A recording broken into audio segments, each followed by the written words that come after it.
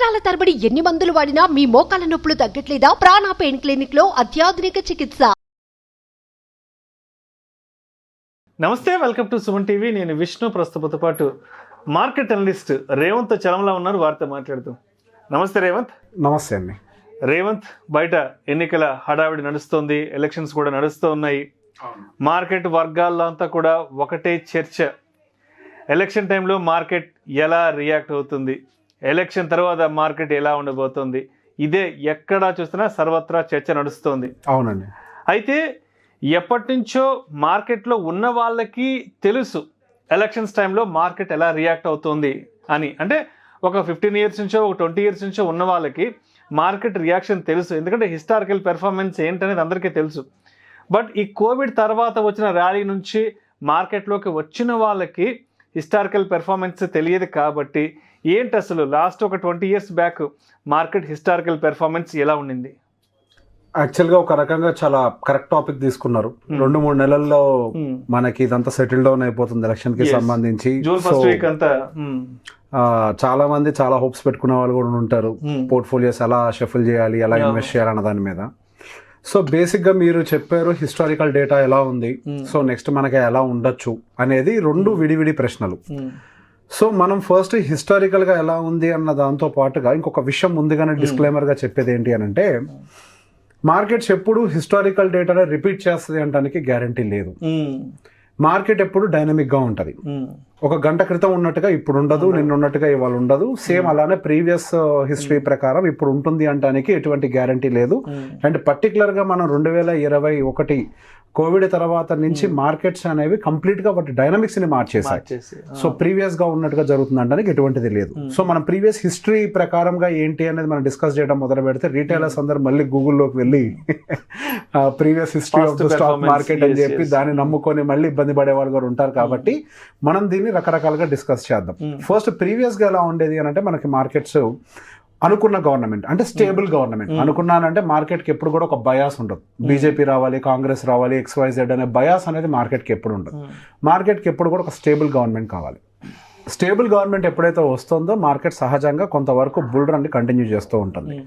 కానీ నేను ప్రీవియస్గా గమనించిన దాని ప్రకారం మార్కెట్ బుల్ రన్ని కంటిన్యూ చేయాలి అని అంటే, మార్కెట్ ఇప్పుడు ఉన్నటువంటి బుల్ రన్ ఎప్పుడు స్టార్ట్ అయింది అనేది మనం కన్సిడర్ చేయాలి. ప్రీవియస్గా ఉన్నప్పుడు ఎలక్షన్స్ కంటే ఒక 6 నెలల ముందో లేదా ఒక 3 నెలల ముందో ఎలక్షన్ ర్యాలీ అని వచ్చేది. కానీ మనం ఇప్పుడు గమనించినట్లయితే దాదాపుగా 1.5 ముందు నుంచే మనకి బుల్ రన్ అనేది స్టార్ట్ అయింది. సో బేసిక్గా ఇంకా పోను మనకి ఇదే బుల్ రన్ కంటిన్యూ అవుతుందా లేదా అన్న దానికి మళ్ళీ మనం ఎన్ని పారామీటర్స్ ఉన్నాయో చెక్ చేద్దాం. సో ప్రీవియస్గా మనకి ఏంటి అని అంటే, బ్యాంకింగ్ సెక్టర్స్ అనేవి బాగా పర్ఫామ్ చేస్తుండేవి, అండ్ ఐటీ సెక్టర్స్ అనేవి బాగా పర్ఫామ్ చేస్తుండేవి, అండ్ కన్స్యూమర్ డ్యూరబుల్స్ ఇవన్నీ కూడా బాగా పర్ఫామ్ చేస్తూ ఉండేవి. సో దానికి రకరకాల రీజన్స్ ఉంటాయి. ఎందుకు ఒకసారి పాలసీ అంటే అప్పట్లో మనకి ప్రీవియస్గా ఐటీ సెక్టర్ మీద ప్రభుత్వం కూడా చాలా ఎక్కువగా ఫోకస్ పెట్టింది. సో బై డిఫాల్ట్గా ఐటీ గ్రో అయింది. అండ్ డెఫినెట్గా బ్యాంకింగ్ సెక్టర్ని కూడా స్టెబిలైజ్ చేయాలి, చాలా బలోపేతం చేయాలి అని ఇంతకుముందు ప్రభుత్వాలు చాలా ప్రయత్నించాయి. సో అవి కూడా బూస్ట్ అయ్యాయి. సో అవే పరిణామాలు ఇప్పుడు కూడా ఉన్నాయా అని అంటే ఎగ్జాక్ట్గా కాదనే చెప్పాలి. ఇప్పుడు ఐటీ సెక్టార్ మీద ఎక్కువ ఫోకస్ ప్రభుత్వం పెడుతుందా అని అంటే ఫోకస్ పెడుతుంది, కానీ ఎక్కువ కాదు, అన్నిటితో సమానంగా పెడుతుంది. అండ్ సో మన ఇప్పుడున్న పరిణామాలు ఏంటో కూడా చూద్దాం. ఎలక్షన్స్కి మనకి వెళ్తున్నాము. అటు మన ఇండియన్ ఎలక్షన్స్ ఒకటే కాదు, ప్రపంచవ్యాప్తంగా 60% of the population is participating in the election. అటు యుఎస్లో కూడా డిసెంబర్కి ఎలక్షన్స్ అయిపోతాయి. సో బేసిక్ ఇప్పుడు వస్తున్నటువంటి డేటాస్ అయి ఉండొచ్చు, మార్కెట్లో ఉన్నటువంటి బుల్ రన్స్ అయి ఉండొచ్చు, ఏదైనా కానీ ఎలక్షన్స్కి ఫేవరబుల్గానే వస్తూ ఉంటాయి. బట్ హవెవర్ ఎటువంటి కండిషన్లో అయినా కానీ డెఫినెట్గా ఒక స్టేబుల్ గవర్నమెంట్ వచ్చిన తర్వాత కొన్ని సెక్టర్స్ అయితే ర్యాలీ అవుతాయి. సో నా పాయింట్ ఆఫ్ వ్యూలో ఏ సెక్టర్స్ ర్యాలీ అవ్వచ్చు అనే వాటిని కూడా నేను వాటి రీజన్స్ చెప్తాను. సో పర్టికులర్గా నేను ఐటీ సెక్టార్ మీద కొంతవరకు బులిష్గా ఉంటున్నాను. ఐటీ సెక్టార్కి సంబంధించి నేను ఇప్పుడే కాదు, దాదాపు లాస్ట్ 1 ఇయర్ నుంచి అదొక స్టేబుల్ ఇన్వెస్ట్మెంట్ ఆప్షన్ కింద చూసుకోవచ్చు అన్న దాంట్లో స్టాండ్లో ఉన్నాం. సో ఇప్పుడు మనం పర్టికులర్గా ఎలక్షన్స్ తర్వాత ఎందుకు అది జరగచ్చు అని అంటే, not immediately after the election, maybe US elections కూడా కంప్లీట్ అవ్వాల్సిన సిచ్యువేషన్ రావచ్చు అనుకుంటున్నాను నేను. అవి కూడా కంప్లీట్ అయిపోయిన తర్వాత వడ్డీ రేట్లు తగ్గించడం మొదలు పెడతారు. యాక్చువల్గా మనం వడ్డీ రేట్ల తగ్గింపు అనేది ఈ సంవత్సరమే ఎక్స్పెక్ట్ చేశాం. కానీ మనకి ఇన్ఫ్లేషన్ ఇదేది కూడా కంట్రోల్లోకి రాకపోతే అయిపోవటం వల్ల మళ్ళీ దాన్ని పోస్ట్ పోన్ చేసుకుంటూ వస్తున్నారు. అండ్ దానికి సంబంధించి కొంతవరకు హాకీ స్టోన్లోనే మాట్లాడుతున్నారు అటు ఫెడ్ చైర్మన్ కూడా. తగ్గించడం పక్కకు పెట్టండి, పెంచకపోతే చాలు అన్న టోన్ కూడా వినపడుతోంది. సో గోయింగ్ ఫర్దర్ నేను అనుకోవటం ఏంటి అని అంటే మనకి రిసెషన్ రిలేటెడ్కి సంబంధించిన న్యూస్ అంతా సబ్సైడ్ అయ్యి ఉంది. బట్ మనకు అనఫిషియల్ డేటాస్ చదివేటప్పుడు మాత్రం 50% ఆఫ్ ద యూఎస్ ఆల్సో అంటే 50% of the states in US రిసెషన్ని ఫేస్ అవుతున్నాయి. అండ్ దాంతోపాటుగా మనకి ఐటీ సెక్టర్కి సంబంధించినటువంటి గైడెన్స్ కూడా వస్తుంది కదా మనకి రిజల్ట్స్ వచ్చిన తర్వాత, అవి కూడా అంత పాజిటివ్గా ఏమీ లేవు. సో ఓవరాల్ పరిణామం చూస్తున్నప్పుడుగా మనకి ఏంటంటే కొంతవరకు మనకి రిసెషన్ ఫియర్ హిట్ అవ్వచ్చని. సో ఎప్పుడైతే ఇది హిట్ అవుతుందో బై డిఫాల్ట్గా మళ్ళీ ఎకానమీలోకి మనం మార్కెట్లోకి మనీని పంప్ చేయడం కోసం కొద్ది వడ్డీ రేట్లు తగ్గించడం అనేది మొదలు పెడతారు. ఫస్ట్ అడ్వాంటేజ్ తీసుకున్నది ఐటీ సెక్టారే. సో ఐటీ సెక్టార్కి నెక్స్ట్ మనకి ఇమీడియట్గా ఎప్పుడైతే వడ్డీ రేట్లు తగ్గిస్తారో అప్పుడు ఇమీడియట్గా మనకి వీటికి అడ్వాంటేజ్ జరుగుతుంది. వడ్డీ రేట్లకు దీనికి సంబంధం ఏంటనే పాయింట్ కూడా చాలా మందికి డౌట్ రావచ్చు. దానికి ఒకటే సింపుల్ రీజన్ అండి, ఎప్పుడైతే వడ్డీ రేట్లు పెంచుతారో కంపెనీస్ అన్నీ కూడా వాళ్ళ మీద ఈ వడ్డీ భారం పెరుగుతుంది కాబట్టి వాళ్ళు ఫస్ట్ డిడక్షన్స్ ఎందులోంచి విధిస్తారు అని అంటే ఐటీస్కి వాళ్ళు అలాట్ చేసిన ప్రాజెక్ట్స్ నుంచే వాళ్ళు ఫస్ట్ డిడక్షన్స్ పెట్టుకుంటారు. అండ్ వాళ్ళకి ఇవ్వాల్సిన ప్రాజెక్ట్స్ వాళ్ళకి రావు, ఎందుకంటే వీళ్ళకి ఆల్రెడీ ఎగ్జిస్టింగ్ లోన్స్ మీద వాళ్ళు రీపే చేయాల్సినటువంటి వడ్డీ భారం పెరుగుతూ ఉంటుంది. ఎప్పుడైతే ఈ వడ్డీ భారం తగ్గడం మొదలు పెడుతూ ఉంటుందో నెక్స్ట్ వాళ్ళు ఇమీడియట్గా ఆ డబ్బులు మొత్తం కూడా మళ్ళీ ఐటీ సెక్టర్లో పంపింగ్ చేస్తారు. సో ఇది ఒకటి పాసిబిలిటీ ఉంది. అండ్ నెక్స్ట్ బ్యాంకింగ్ సెక్టర్కి సంబంధించి మాట్లాడితే నేను పిఎస్యు బ్యాంక్ సెక్టర్కి సంబంధించి అంత హ్యూజ్ బులిషన్ ఏమి ఉండలేకపోతున్నాను. దానికి గల ప్రధాన కారణం ఇప్పుడున్న వాల్యుయేషన్. ఆల్రెడీ లాస్ట్ 1 yearలో 90% అనుకుంటా only PSU bank index rally అయింది.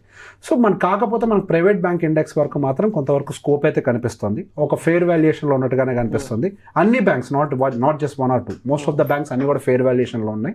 సో గోయింగ్ ఫర్దర్ మనకి ఏదైనా మార్కెట్ని సపోర్ట్ చేసేది ఉంది అని అంటే అది ప్రైవేట్ బ్యాంకింగ్ సెక్టర్ వరకు ఒక స్కోప్ ఉంది. అండ్ నెక్స్ట్ వచ్చేసరికి మనకి natural gas related products. And మనకి మన దేశ ప్రభుత్వమే కాదు ప్రపంచవ్యాప్తంగా కూడా ఈ న్యాచురల్ గ్యాసెస్ రిలేటెడ్గా చాలా కసరత్తు చేస్తున్నారు. అండ్ 2025 అంటే 2024 ఎలక్షన్స్ అయిపోయిన తర్వాత ఎలక్ట్రిక్ వెహికల్స్ మూమెంటంని పెంచాలి, వాటి సేల్స్ని కూడా బూస్ట్ చేసే విధంగా కొన్ని కొత్త ప్రణాళికలతో రావాలి అనే విధంగా కూడా ప్రభుత్వం ఇంట్రెస్ట్ చూపిస్తుంది. అండ్ దాంతోపాటుగా ఈవెన్ సిఎన్జికి రిలేటెడ్గా కూడా స్టేషన్స్ని పెంచాలి అన్న దాంట్లో కూడా కొంతవరకు ఇంట్రెస్ట్ చూపిస్తున్నాయి.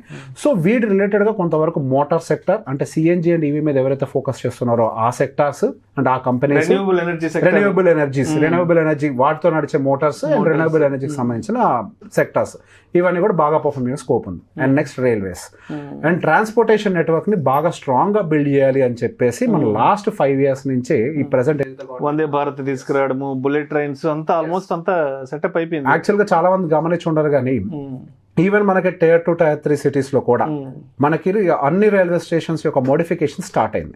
నేను రీసెంట్ గా ఊర్లకు వెళ్ళినప్పుడు ప్రతి ఊర్లో రైల్వే స్టేషన్స్ యొక్క మోడిఫికేషన్ ఫ్యూచర్ ఎక్స్పాన్షన్ కోసం ప్లాన్ చేస్తున్నారు. నెక్స్ట్ 50 years లో ఎలా అంటే మనకి ఎంత ట్రాఫిక్ ఫ్లో రావచ్చు, ఎంతమంది జనాలు రావచ్చు అన్న విధంగా ఇప్పుడున్నటువంటి మోడిఫికేషన్స్ ని స్టార్ట్ చేసేసారు.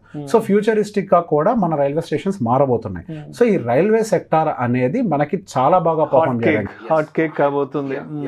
సో బేసిక్గా మనకి ఏవైతే ఇప్పుడు ఈ సెక్టార్స్ చెప్పామో వీటి వరకు కొంతవరకు ఫేవరబుల్గా ఉండొచ్చు. అండ్ ఇంతకు ముందులాగా సేమ్ అగైన్ ఇన్ఫ్రాస్ట్రక్చర్ ర్యాలీ అవుతుందా అని అంటే నాకు అంత నమ్మకం లేదు. దానికి ఒక్క రీజన్ ఏంటి అని అంటే ప్రీవియస్గా మనకి నిర్మలా సీతారామన్ గారు ఒక మాట ఏమన్నారంటే ఫిజికల్ డెఫిషియట్ వైపుగా కొంతవరకు మేము స్లో డౌన్ అవుతాము, ఇంకా అప్పులు ఎక్కువగా చేసే దాంట్లో మేము లేము, కొంతవరకు దాన్ని స్లో డౌన్ చేయాలనుకుంటున్నాం. సో సహజంగానే వాళ్ళు అప్పు తగ్గిస్తే ఫస్ట్ కటింగ్ వచ్చేదంతా ఇన్ఫ్రాస్ట్రక్చర్కి, అక్కడే ఎక్కువ ఖర్చు పెట్టేది కూడా. సో దాన్నే ఫస్ట్ కట్ చేస్తారు. సో ఇన్ఫ్రాస్ట్రక్చర్ ఇక మీదట ఇప్పుడు పోయిన సంవత్సరం ర్యాలీ అయినంత ర్యాలీ ఇక మీదట ఉంటుందా అంటే ఐ డోంట్ థింక్ సో. దానికి గల కారణం ఏంటి అంటే ఆల్రెడీ మన జీడిపితో ఈక్వేట్ చేస్తే 81-82% మన ఫిజికల్ డెఫిషియట్ వచ్చేసింది కాబట్టి కొంత స్లో డౌన్ చేసే ప్రయత్నం చేస్తారు సహజంగా. Part and parcel of it ఇవన్నీ కూడా స్లో డౌన్ అవుతాయి. సో బేసిక్గా ఈ స్టేబుల్గా ఏవైతే ఉన్నాయో futuristic projects like EV, natural gases and ఐటీకి కూడా పర్టికులర్ అడ్వాంటేజ్ ఇన్ని సంవత్సరాలు అది ర్యాలీ చేయలేదు, 3 సంవత్సరాల నుంచి స్టేబుల్గా ఉంది. సో ఇవన్నీ కూడా మార్కెట్కి కొంతవరకు భూమి ఇస్తాయి. అండ్ ఇక్కడ ఇంకొక పర్స్పెక్టివ్ కూడా చెప్పాలి, 2025 ఇయర్లో కనుక మనకి బై ఎనీ ఛాన్స్ ఈ రిసెషన్ కనుక హిట్ అయితే అవ్వటానికి అవకాశాలు ఎక్కువగా ఉన్నట్టుగానే మనకు డేటాస్ కనిపిస్తున్నాయి. ఎక్కడ ఇన్ఫ్లేషన్ కంట్రోల్ కావట్లేదు, వడ్డీ రేట్లు తగ్గట్లేదు, అన్ని వైపుల రేట్లు పెరిగిపోతూనే ఉన్నాయి. సో మనకి రిసెషన్ హిట్ అవ్వడానికి కొంతవరకు స్కోప్ ఎక్కువ ఉంది కాబట్టి డిప్స్ వచ్చే అవకాశాలు కూడా ఎక్కువ ఉన్నాయి. సో ఈ డిప్స్ కనుక ఏమైనా వచ్చాయనంటే నేనైతే పర్సనల్గా గట్టిగానే బిలీవ్ చేస్తున్నాను. ఎందుకంటే ఆల్రెడీ ర్యాలీ అయిపోయింది. Not just Indian market, US markets కూడా హెవీగా ర్యాలీ అయ్యాయి. సో మీకు రిసెషన్ హిట్ అయినా హిట్ కాకపోయినా ప్రాఫిట్ బుకింగ్ బై డిఫాల్ట్ గా జరుగుతుంది.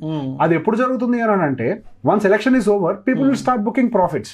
That is case 1. అండ్ దాంతో పాటుగా రిసెషన్ న్యూస్ కూడా ఏదైనా బయటకు వచ్చింది అనుకోండి, ఇమీడియట్గా అది కూడా ఎఫెక్ట్ అవడానికి మొదలు పెట్టడానికి ఛాన్సెస్ ఉన్నాయి. సో నా పర్టికులర్ పాయింట్ ఆఫ్ వ్యూలో లంసమ్ ఇన్వెస్ట్మెంట్స్ ఇప్పుడు కనుక పెట్టుకునే ప్రయత్నం చేస్తే హ్యూజ్ డిప్స్ చేయడానికి ఛాన్సెస్ ఉన్నాయి. సో మనం ఇయర్ స్టార్టింగ్ నుంచి 2024 స్టార్టింగ్ నుంచి చెప్తున్నాం, లంసమ్ ఇన్వెస్టర్స్ జాగ్రత్తగా ఉండాలి. ఎస్ఐపి వాళ్ళు డౌన్కి వెళ్ళినప్పుడు అవసరం ఎస్ఐపిస్ డబల్ చేసుకుంటే ప్రాబ్లం లేదు, కానీ లంసమ్ వాళ్ళు మాత్రం కొంతవరకు వెయిట్ చేసి స్లోగా ఇన్వెస్ట్ చేసుకోవడం బెటరు. ఒకేసారి డబ్బులు పెట్టి చేతులు కాల్చుకోకండి. నాకు తెలిసినంత వరకు 90% ఆఫ్ ద మార్కెట్ ఇప్పుడున్న రీటైలర్స్ ఫస్ట్ టైం ఎలక్షన్స్ తర్వాత మార్కెట్ని చూడబోతున్నారు. For the first time recession చూడబోతున్నారు. ఇవన్నీ కూడా ఎలా ఉంటాయి ఎవరికి తెలియదు. కాబట్టి కొంతవరకు కుదిరితే అడ్వైజర్ సపోర్ట్ తీసుకోండి. కుదరకపోతే డబ్బుల్ని పక్కకు పెట్టుకొని ఎఫ్డీలో పెట్టుకొని డెప్ట్ ఫండ్స్లో పెట్టుకొని సైలెంట్గా కొంతవరకు వెయిట్ చేయండి. ఈ టైంలో చేతులు కాలడానికి స్కోప్ ఉందనేది నా పర్సనల్ ఒపీనియన్. సో అయితే ఇప్పుడు పాస్ట్ పెర్ఫార్మెన్స్ మార్కెట్ ఎలా ఉండింది ఏంటనేది మార్కెట్లో ఎప్పటి నుంచో ఉన్న వాళ్ళకి తెలుసు. బట్ ఈ 21-22 ర్యాలీ తర్వాత మార్కెట్లోకి వచ్చిన వాళ్ళకి తెలియదు. కాబట్టి ఈ టైంలో మార్కెట్లో కొత్తగా వచ్చిన వాళ్ళు మార్కెట్ని ఎంతవరకు అబ్జర్వ్ చేయాలి అంటారు డైలీస్లో? సార్ ఇప్పుడు మార్కెట్ని అబ్జర్వ్ చేసే పాయింట్ ఆఫ్ వ్యూలో సార్ జస్ట్ మన వాళ్ళు ఏం చేస్తుంటారంటే ప్రీవియస్గా ఏం జరిగింది లేదా నాలాంటి వాళ్ళు ఏం చెప్తున్నారు అనే పాయింట్ ఆఫ్ వ్యూలోనే చూస్తారు. కానీ యాక్చువల్గా మార్కెట్లో ఇన్వెస్ట్ చేసే వాళ్ళందరికీ ఉండాల్సిన బేసిక్ నాలెడ్జ్ ఏంటి అని అంటే ఫండమెంటల్స్ ఏంటి, ఎకనామికల్ సిచ్యువేషన్స్ ఏంటి, జియో పొలిటికల్ సిచ్యువేషన్స్ ఏంటి, ఈ విధంగా చూడాలి. ఎంతసేపటికి ఎలక్షన్ అయిపోయిన తర్వాత స్టేబుల్ గవర్నమెంట్ వస్తుంది, ర్యాలీ అయిపోతుంది, ఇంతవరకే అంటే ఒక టెక్స్ట్ బుక్ రూల్ని ఫాలో అవుతూ ఉంటారు. మార్కెట్ ఎప్పుడు కూడా టెక్స్ట్ బుక్ని ఫాలో అవుతూ ఉంటే ఇక్కడ మార్కెట్లో అందరూ డబ్బులు సంపాదిస్తారు, అందరికి డబ్బులు వస్తూనే ఉంటాయి. ఇక్కడ టెక్స్ట్ బుక్ రూల్ అనేది ఎప్పుడు జరగదు sir. Beyond the situation explanations ఏమున్నాయి అనేది చూడాలి. ఇప్పుడు ఎగ్జాక్ట్గా ఏమేమి పరిణామాలు ఉన్నాయి ఇప్పుడు మనం మాట్లాడుకున్నాం. రిసెషన్కి సంబంధించిన ఒక ప్రాబ్లం ఉంది. అండ్ బై డిఫాల్ట్గా ఆల్రెడీ మనకి ర్యాలీ అనేది 1.5 year బ్యాకే స్టార్ట్ అయిపోయింది. కాబట్టి కొంత ప్రాఫిట్ బుకింగ్ రావడానికి స్కోప్ ఉంది. ఇట్లా మనం బియాండ్ అంటే మనం అన్నిటిని దాటుకొని ఆలోచించగలిగితేనే మనం అందరూ ఉండగలుగుతాం. లేకపోతే మీరు చెప్పారు ఎలా ఆలోచించాలి అంటే ఏమీ ఆలోచించరు. ఇలా ఆలోచించాలని నేను చెప్పాను అని అనుకోండి, నాలా ఎవరు చెప్తున్నారు అది వింటారు తప్పించి ఆలోచించరు. వినటం కాదు కావాల్సింది, మీకు ఎనలైజ్ చేసుకునే సిచ్యువేషన్ తెచ్చుకోండి. ఎగ్జాక్ట్గా మనకి మొన్న వచ్చినటువంటి ఇన్ఫ్లేషన్ డేటా ఎలా ఉంది, కన్స్యూమర్ ప్రైస్ ఇన్ఫ్లేషన్ డేటాస్ ఎలా రాబోతున్నాయి, జీడిపి డేటా ఎలా ఉంది. మొన్న యూఎస్లో జీడిపి డేటా వచ్చింది, ఎక్స్పెక్టెడ్ కంటే వర్స్ట్గా వచ్చింది. ఇండియాలో ఏమో బాగా వస్తూనే ఉంది, ఇక్కడ యూఎస్లో పడిపోతూనే ఉంది. సో మనకి ఓవరాల్గా మనకు గ్లోబల్ ఎకానమీ ఎట్లా ఎఫెక్ట్ అవ్వచ్చు వీటన్నిటిని బేస్ చేసుకొని. సో మీరు కంటిన్యూస్గా డేటాస్ని ఫాలో అవ్వాలి. ఎంతసేపటికి ఎలక్షన్ ర్యాలీ డబ్బులు వచ్చేస్తే no, this will not happen all the time. Already rally ఇచ్చేసింది. మార్కెట్ ఎప్పుడు కూడా ఒకటే మాటని నమ్ముతుందండి, న్యూస్ రాకముందే దాన్ని ఫ్యాక్టరీ చేసింది అంటది. ఎలక్షన్ రిజల్ట్స్ రాకముందే బీజేపీ విన్ అయిపోతుందని బై డిఫాల్ట్ గా మెంటల్ గా ఫిక్స్ అయిపోయి ర్యాలీ ఇచ్చేసిందండి. ఇంకెంత ర్యాలీ అవుతుంది? మనం ఇంతకు ముందే చెప్పాం 23,500 నుంచి 24,000 మధ్యలో పిఈ రేషియో పీక్ అవడానికి ఛాన్స్ ఉంది, చాలా హై ఛాన్సెస్ ఉంది. 25 దాటి ఎక్కువ టైం సస్టైన్ అయిన హిస్టరీ మన ఇండియన్ మార్కెట్స్కి లేదు. ఇప్పుడు 23.5 సమ్వేర్ అరౌండ్ ఇక్కడ ఉంది. 25కి ఆ పర్టికులర్ 23,500 నుంచి 24,000 మధ్యలోకి వెళ్ళి పీక్ అవడానికి స్కోప్ ఉంది. ఇప్పుడున్న పాయింట్ నుంచి నెక్స్ట్ ఏదైతే నేను పాయింట్ చెప్పానో ఈ ఎలక్షన్ విన్నింగ్కి అది సరిపోతుంది అంతే. అక్కడికి వెళ్ళి రివర్స్ అవడానికి స్కోప్ ఉంది, అక్కడికి వెళ్ళి ప్రాఫిట్ బుకింగ్ జరగడానికి హై స్కోప్ ఉంది. ఇప్పటి నుంచి మార్కెట్లో రిస్క్ రివార్డ్ రేషియోస్ పని చేయవు. సో బేసిక్గా మనం ఇట్లాంటి టైంలో మనం మనీని ఎలా సేవ్ చేసుకోవాలి అనేది చూడాలి. ప్రాఫిట్ బుకింగ్ చేయమని నేను చెప్పట్లేదు. కొత్త ఇన్వెస్ట్మెంట్స్ విషయంలో తెలివిగా ఎలా సేవ్ చేసుకోవాలనేది వెయిట్ చేయాలి. నేను పర్టికులర్గా చూసిన దాకా నేను చెప్తున్నాను ఐటీ సెక్టార్. ఎందుకంటే ఒకవేళ కింద పడ్డా ఇంకంత పడుతుంది, ఒక 5% పడుతుందేమో అది. ఎందుకంటే ఆల్రెడీ డౌన్లో ఉంది, ఇప్పుడు దాకా ర్యాలీలో పార్టిసిపేట్ చేయలేదు. సో నేను పర్సనల్గా దాని మీద బులిష్గా ఉన్నాను ఎప్పటి నుంచో. సో అట్లాంటి దాంట్లో ఏదైనా ఉంటే ర్యాలీ అవ్వని దాంట్లో ఉంటే చూడండి. కానీ ర్యాలీ అయిపోతుంది, don't try to chase the winning horse. If you are on the horse that's fine, it will finish the race. మీరు దాని వెనకాల పెరగట్టి తోక పట్టుకుంటే ఏమవుతుందంటే బొక్క బొర్రలు పడతారు, మూతి పొరలు రాలుతాయి. That's what happen. మీరు హార్స్ స్టార్ట్ అయ్యేటప్పుడు ఉంటే ఓకే, లాస్ట్ మూమెంట్లో పట్టుకోకండి, కింద పడతారు. Right, thank you so much Revanth. Thank you అండి. ఎన్నికల తర్వాత ఏ సెక్టార్స్లో మంచి ర్యాలీ వచ్చే అవకాశం ఉంది, అదేవిధంగా పర్టికులర్గా ఇప్పుడు ఎన్నికల టైంలో కొత్తగా మార్కెట్లోకి వచ్చిన వాళ్ళు మార్కెట్ల పట్ల ఏ విధంగా అప్రమత్తంగా వ్యవహరించాలి అనే దాని గురించి చాలా చక్కగా తెలియజేస్తే thank you so much sir. Thank you. Suman టీవీలో మీ పర్సనల్ అండ్ బిజినెస్ ప్రమోషన్స్ కోసం కింది నెంబర్కి కాంటాక్ట్ చేయండి.